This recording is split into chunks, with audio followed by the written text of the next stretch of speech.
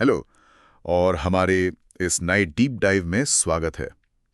मैं आपका होस्ट हूं और आज हम एक बहुत ही गंभीर विषय पर चर्चा करने वाले हैं।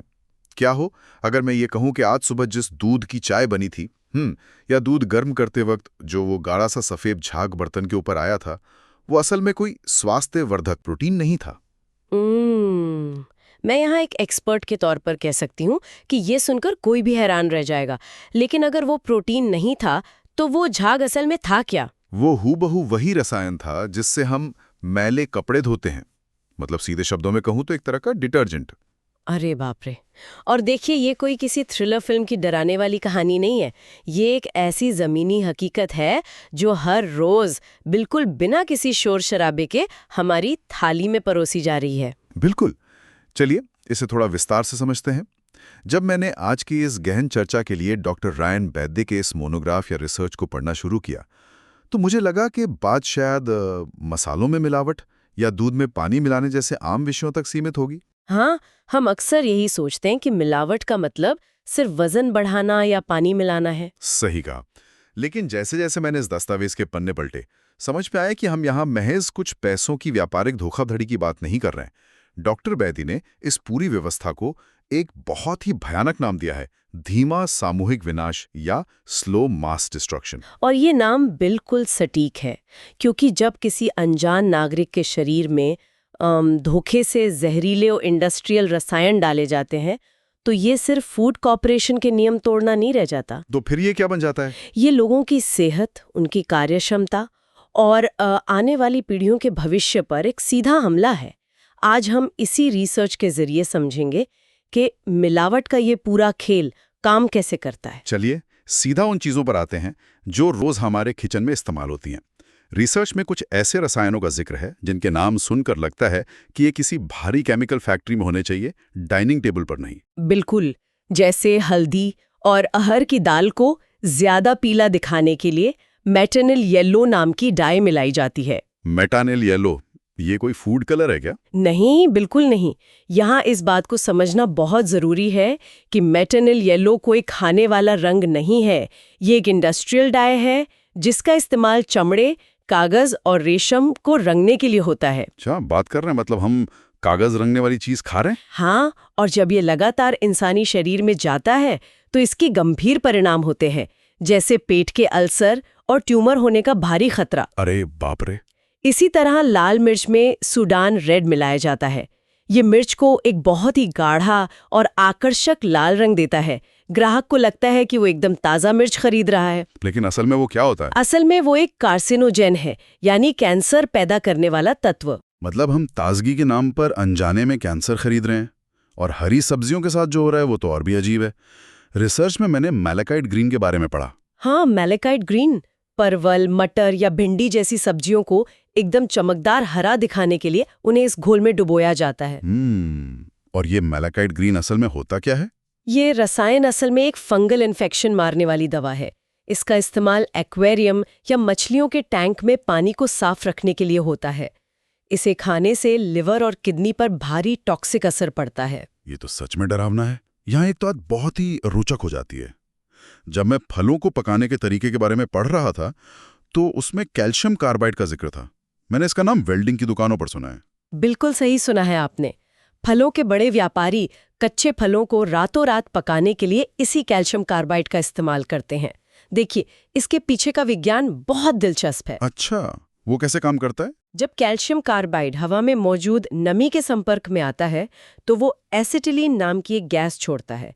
ये गैस प्राकृतिक रूप से फलों को पकाने वाले हार्मोन एथिलीन की हूबहू नकल करती है। मतलब फल को बेवकूफ बनाया जाता है? हाँ, फल के अंदर के सिस्टम को लगता है कि उसे पकना है और वो बाहर से पीला दिखने लगता है, लेकिन अंदर से वो कच्चा ही रहता है।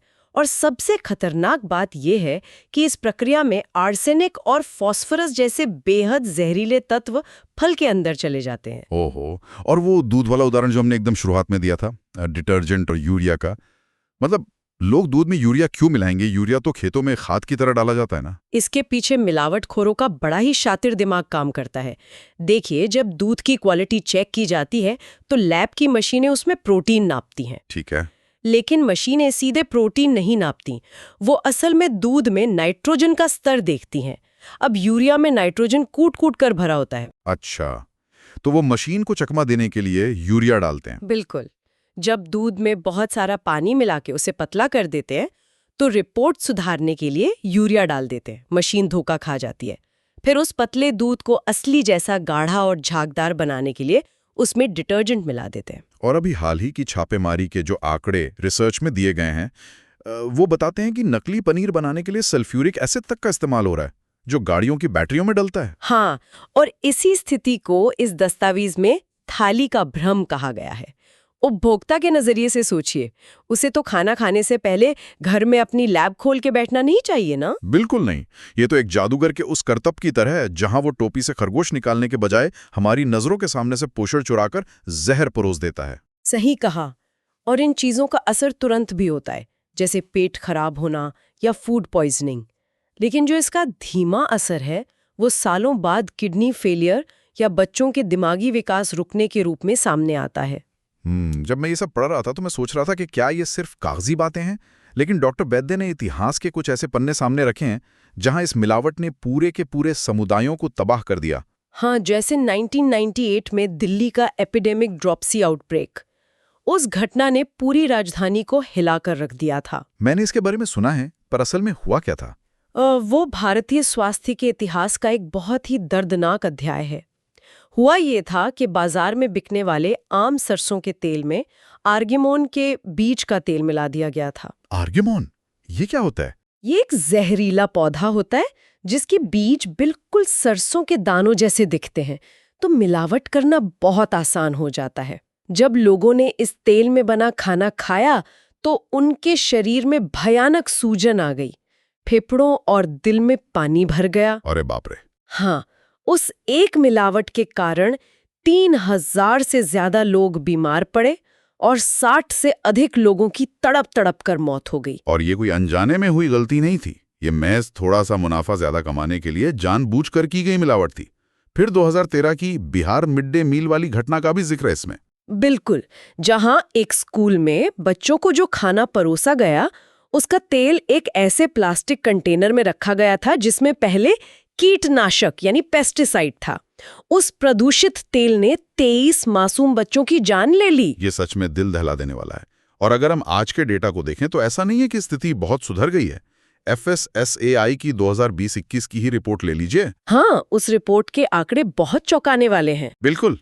उन्होंने देश भर से करीब 1,07,000 सैंपल उठाए थे और उनमें से 28,000 से ज्यादा सैंपल फेल हो गए। और ये दूध, खाने वाले तेल और शहद जैसी रोजमर्रा की चीजें थीं। यहाँ जो बात सबसे ज्यादा दिलचस्प है वो ये है कि ऐसा क्यों हो रहा है। हाँ, यही मेरा सवाल था। जब भारत में खाद्य सुरक्षा कानून लागू है, उम्र कैद तक की सजा का प्रावधान है, भारी जुर्माना है, फिर भी ये व्यापारी बेखौफ होकर सूडान रेड और यूरिया क्यों मिला रहे हैं? देखिए, देश का बड़ा आकार या आबादी एक बहाना हो सकता है, लेकिन रिसर्च इसका एक मनोवैज्ञानिक कारण बताती है। डॉक्टर वैद्य ने इसे डर की विफलता या फेलियर ऑफ फियर कहा है। डर की विफलता? मतलब उन्हें कानून का डर नहीं है? बिल्कुल नहीं। एक अपराधी जो लाल मिर्च में ईंट का चूरा मिला रहा है, वो कभी बैठकर ये नहीं सोचता कि मुझे उम्र कैद हो सकती है। वो अधिकतम सजा से नहीं डरता। तो वो किस चीज का गणित लगाता है? वो संभावनाओं का गणित लगाता है। वो सोचता है, क्या मेरी दुकान पर कोई इंस्पेक्टर आएगा? जवाब है, बहुत मुश्किल है। अगर आ गया तो क्या सैंपल लैब में फेल होगा? शायद नहीं। अच्छा, और अगर फेल हो भी गया तो वो सोचता है, क्या मुझ पर मुकदमा चलेगा और क्या मैं पैसे या रसूख का फायदा उठाकर बच सकता हूँ? जब उसे लगता है कि सजा मिलने की संभावना 1% से भी कम है तो डर हवा हो जाता है। तो इस सब का असल मतलब क्या है? इसका सीधा सा मतलब तो ये हुआ कि हमारी जो पूरी व्यवस्था है वो एक ऐसे एंटीवायरस की तरह हो गई है जिसे उसी वायरस ने करप्ट कर दिया है जिसे पकड़ने के लिए उसे बनाया गया था। बिल्कुल सटीक तुलना है। रिसर्च में साफ लिखा है कि भारत में कानून लागू करने वाला तंत्र ही मिलावटी हो गया है। जब तक रखवाले ही चोर हैं, आप कितने भी कड़े कानून बना लें, कुछ नहीं बदलेगा। इस रिसर्च में अपराध को 4 अलग-अलग स्तरों में बांटा गया है। Tears of guilt. मुझे ये हिस्सा बहुत दिलचस्प लगा क्योंकि ये बताता है कि असली मुजरिम सिर्फ वो व्यापारी नहीं है जो मिलावट कर रहा है। हाँ, इस तंत्र को समझना बहुत जरूरी है। पहला स्तर तो वही सीधा मिलावटखोर है।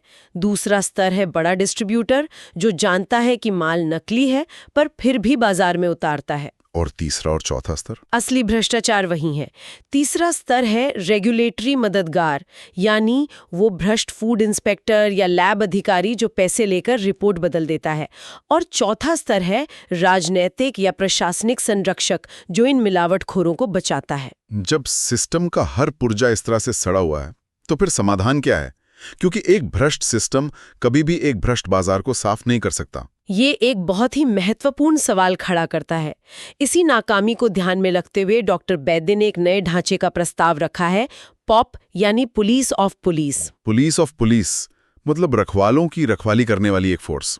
ये काम कैसे रहेगी? इस अथॉरिटी का काम आम दुकानदारों के पीछे भागना नहीं होगा। इसका काम होगा जांचकर्ताओं, सरकारी प्रयोगशालाओं और इंस्पेक्टरों की खुफिया जांच करना, जिसे हम कोवर्ट टेस्टिंग कहते हैं। तो ये खुफिया जांच जमीन पर कैसे लागू होगी? कोई उदाहरण? मान लीजिए एक सरकारी लैब है जहां से हर मिलावटी सैंपल पास हो रहा है। ये पुलिस ऑफ पुलिस खुद कुछ नकली मिलावटी सैंपल तैयार करेगी और आम शिकायत के रूप में उस लैब में भेजेगी। अच्छा, एक स्टिंग ऑपरेशन की तरह। बिल्कुल। अगर लैब के अधिकारी ने पैसे लेकर उस जहरीले सैंपल को पास कर दिया तो अथॉरिटी तुरंत उस अधिकारी को रंगे हाथों पकड़ लेगी। इससे सिस्टम के अंदर हमेशा ये डर बना रहेगा कि उन पर नजर रखी जा रही है। ये तो बहुत ही जबरदस्त तरीका है। और इसमें कड़ा रुख भी है। रिसर्च कहती है कि ऐसे भ्रष्ट अधिकारियों पर सिर्फ ड्यूटी में लापरवाही का चार्ज नहीं लगना चाहिए, उन पर सामूहिक हत्या के प्रयास का मुकदमा चलना चाहिए। ये तो होना ही चाहिए, क्योंकि उनका एक गलत हस्ताक्षर हजारों लोगों की जान ले सकता है। लेकिन यहाँ एक व्यवहारिक दिक्कत आती है। भारत की आबादी 140 करोड़ से ज्यादा है, लाखों दुकानें हैं।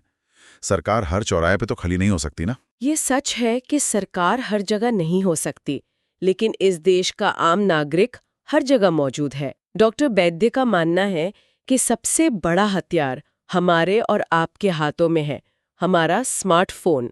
तो मतलब आम इंसान जो अब तक एक हेल्पलेस विक्टिम था, वो अब एक एक्टिव कानून रक्षक बनेगा। बिल्कुल। हम जब बाजार जाते हैं तो चमकदार सब्जियां या नकली पनीर सबसे पहले हम नोटिस करते हैं। रिसर्च में एक हाइब्रिड पोर्टल का प्रस्ताव है जहां नागरिक अपने फोन के कैमरा, लोकेशन और बिल की फोटो से तुरंत डिजिटल सबूत इकट्ठा कर सकता है। लेकिन देखिए, यहाँ एक बहुत बड़ा अगर है। बहुत से लोग शिकायत करने से डरते हैं। उन्हें लगता है कि अगर किसी बड़े व्यापारी की शिकायत कर दी तो कल को वो उनके घर पहुंच जाएगा। हाँ, पहचान सामने आने का डर बहुत स्वाभाविक है और इसका समाधान एक तकनीकी सिद्धांत में है जिसे अनामिकता और पहचान मिटाना या आइडेंटिटी नॉन रिटेंशन कहा गया है। पहचान मिटाना, ये सिर्फ अनोनिमस रहने से कैसे अलग है? देखिए, जो आम अनोनिमस पोर्टल होते हैं उनमें सिस्टम के बैकएंड में आपका आईपी एड्रेस या फोन नंबर सेव हो जाता है। कोई भ्रष्ट अधिकारी वो जानकारी निकलवा सकता है। हाँ, ये तो है। लेकिन आइडेंटिटी नॉन रिटेंशन का मतलब है डिजिटल पुल को तुरंत जला देना। जैसे ही डिजिटल सबूत सर्वर पर पहुंचेगा, सिस्टम केवल फोटो और लोकेशन सेव करेगा और जिस डिवाइस से डेटा आया है उसे तुरंत और हमेशा के लिए डिलीट कर देगा। क्या बात है! मतलब सिस्टम को खुद नहीं पता होगा कि शिकायत किसने की है। बिल्कुल। कोई भी भ्रष्ट अधिकारी किसी को ट्रैक नहीं कर सकता। और सबसे बड़ी बात, इस डिजिटल सबूत को एक शुरुआती आधिकारिक नोटिस माना जाएगा। मतलब इंस्पेक्टर को कार्रवाई करनी पड़ेगी? हाँ, तय समय सीमा के अंदर। और अगर वो टालमटोल करता है तो पुलिस ऑफ पुलिस उस इंस्पेक्टर पर सीधी कार्रवाई करेगी। ये पूरी व्यवस्था तो सच में गेम चेंजर है। अगर हम एक विकसित भारत की बात करते हैं तो विकास का मतलब सिर्फ चमकते हुए हाईवे या एयरपोर्ट तो नहीं है ना। अगर हम इसे बड़े परिदृश्य से जोड़कर देखें तो विकास बहुत खोखला है अगर बाजार से खाना लाते वक्त लोगों के मन में डर हो कि इसमें डिटर्जेंट तो नहीं है। बिल्कुल सही बात है। ये धीमा जहर देश की मानव पूंजी यानी ह्यूमन कैपिटल को खोखला कर रहा है। जब युवा और बच्चे ही कमजोर होंगे तो कोई देश अपनी पूरी क्षमता तक कैसे पहुंच सकता है? इस पूरी चर्चा से एक बात तो शीशे की तरह साफ हो जाती है। खाद्य पदार्थों में मिलावट कोई छोटा मोटा व्यापारिक अपराध नहीं है। ये सीधे तौर पर हमारी जिंदगी और सार्वजनिक स्वास्थ्य पर एक बहुत बड़ा हमला है। हाँ, और इसे रोकने के लिए हमें सिस्टम के भ्रष्टाचार को खत्म करना होगा और बिना डरे एक स्मार्ट नागरिक बनना होगा। आज हमने इस रिसर्च के माध्यम से कई कड़वी सच्चाइयों का सामना किया। इस गहन विश्लेषण को खत्म करने से पहले मैं एक विचार छोड़कर जाना चाहूंगा। भारतीय सभ्यता में हमने हमेशा अन्न को देवता का दर्जा दिया है, इसे एक पवित्र इकाई माना है। लेकिन आज अगर हमारा समाज इसी जहरीले और मिलावटी खाने को एक आम बात मानकर चुपचाप स्वीकार कर लेता है, तो ये हमारी सामाजिक नैतिकता के बारे में क्या कहता है? वो कौन सा अंतिम बिंदु होगा, वो कौन सा ब्रेकिंग पॉइंट होगा जो अंततः इस समाज को ये कहने पे मजबूर कर देगा कि बस अब और नहीं।